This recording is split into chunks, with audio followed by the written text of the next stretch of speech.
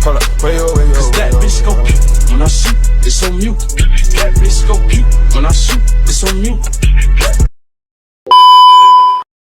Halo guys, kalian mau tahu gak tentang Kerajaan Mataram? Kerajaan Mataram.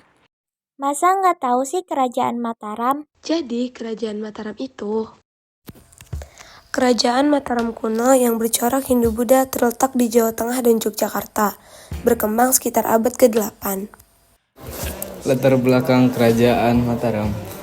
Pendiri Kerajaan Mataram kuno adalah Rakai Mataram Sang Ratu Sanjaya yang berkuasa antara 732 Masehi hingga 760 Masehi. Kerajaan Mataram adalah kerajaan bercorak Hindu-Buddha pernah berkembang di bumi Mataram. Sejak pertama kali didirikan pada 732 Masehi, kerajaan ini sempat mengalami beberapa kali perpindahan ibu kota hingga akhirnya pindah ke Jawa Timur pada abad ke-10. Pada periode Jawa Timur, kerajaan ini lebih dikenal dengan nama Kerajaan Medang. Berikut adalah raja-raja yang pernah menjabat di Kerajaan Mataram. Pertama, Rakai Mataram Sang Ratu Sanjaya, menjabat dari 732 sampai 760 Masehi. Yang kedua, Sri Maharaja Rakai Panangkaran, menjabat dari 760 sampai 780 Masehi. Yang ketiga, Sri Maharaja Rakai Panunggalan, menjabat dari 780 sampai 800 Masehi. Yang keempat, Sri Maharaja Rakai Warak, menjabat dari 800 sampai 820 Masehi. Yang kelima, Sri Maharaja Rakai Garung, menjabat dari 820 sampai 840 Masehi. Yang keenam, Sri Maharaja Rakai Pikatan Dana Maharatu Pramodawardhani, menjabat dari 840 sampai 856 Masehi. Yang ketujuh, Sri Maharaja Rakai Kayuwangi, menjabat dari 856 sampai 882 Masehi. Yang kedelapan, Sri Maharaja Rakai Watuhumalang, menjabat dari 882 sampai 899 Masehi. Yang kesembilan, Sri Maharaja Rakai Watukara Diah Balitung, menjabat dari 899 sampai 915 Masehi. Yang ke-10 ada Raja Daksa yang menjabat dari 919 sampai 915 Masehi. Kejayaan Kerajaan Mataram kuno terjadi pada masa pemerintahan Raja Diah Balitung dari dinasti Sanjaya. Masa kejayaan Kerajaan Mataram kuno, pemerintahan Sri Maharaja Rakai Watukura Diah Balitung, Sri Darmodaya Mahasambu terjadi selama 12 tahun, yaitu antara tahun 899 Masehi hingga 911 Masehi.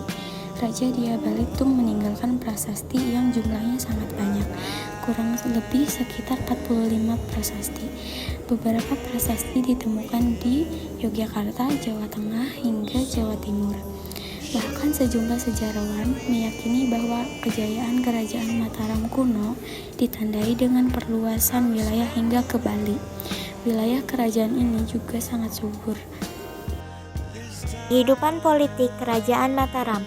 Kerajaan Mataram kuno menganut sistem monarki, di mana raja memiliki kekuasaan tertinggi dalam mengatur segala urusan kerajaan. Raja dianggap sebagai dewa yang menjelma di bumi, sesuai dengan konsep kosmogonis yang berkembang pada masa Hindu-Buddha. Kehidupan ekonomi Kerajaan Mataram kuno. Wilayah Kerajaan Mataram kuno dikelilingi pegunungan dan sungai-sungai besar. Hal itu membuatnya memiliki tanah yang subur sehingga cocok untuk kegiatan pertanian. Itulah mengapa kehidupan ekonomi Kerajaan Mataram kuno cenderung bergerak di bidang pertanian. Kehidupan sosial Kerajaan Mataram kuno. Kehidupan sosial Kerajaan Mataram kuno dapat dilihat dari adanya pembagian golongan masyarakat. Masyarakat di Kerajaan Mataram kuno terbagi ke dalam kasta-kasta, yaitu kasta Brahmana, Ksatria, Waisya, dan Sudra. Berikut adalah faktor-faktor yang menyebabkan keruntuhan Kerajaan Mataram kuno. Yang pertama, bencana alam. Kerajaan Mataram kuno berada di daerah yang rawan bencana alam, terutama letusan Gunung Merapi. Salah satu gunung yang berdampak besar pada keruntuhan kerajaan ini adalah Gunung Merapi. Menurut beberapa sumber sejarah, letusan Gunung Merapi pada tahun 928 Masehi menyebabkan kerusakan parah pada candi-candi dan permukiman penduduk. Lahar panas dan abu vulkanik menimbun sebagai sebagian besar wilayah kerajaan dan mengganggu aktivitas pertanian. Akibatnya, banyak penduduk yang meninggal atau mengungsi di daerah lain. Selain bencana alam, faktor internal yang menyebabkan runtuhnya kerajaan Mataram kuno adalah perebutan kekuasaan di antara para keturunan raja-raja. Kerajaan Mataram kuno terdiri dari dua dinasti besar, yaitu dinasti Sanjaya dan dinasti Shailendra.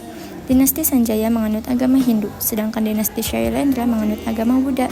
Kedua dinasti ini sering bersaing dan saling menyerang untuk merebut tahta kerajaan. Konflik ini memuncak pada masa pemerintahan Raja Balitung 898 hingga 910 Masehi yang merupakan keturunan dinasti Sanjaya. Raja Balitung mengusir para pendeta Buddha dari istana dan mencoba mengembalikan pengaruh Hindu di kerajaan. Namun, tindakan ini menimbulkan perlawanan dari para penganut Buddha, terutama dari dinasti Shailendra. Terdapat banyak peninggalan dari kerajaan Mataram, di antaranya Candi Prambanan, Candi Borobudur, Candi Mendut, Prasasti Kalasan, dan Prasasti Kedu. Nah, jadi gitu guys, sejarah singkat tentang kerajaan Mataram. Oh, gitu.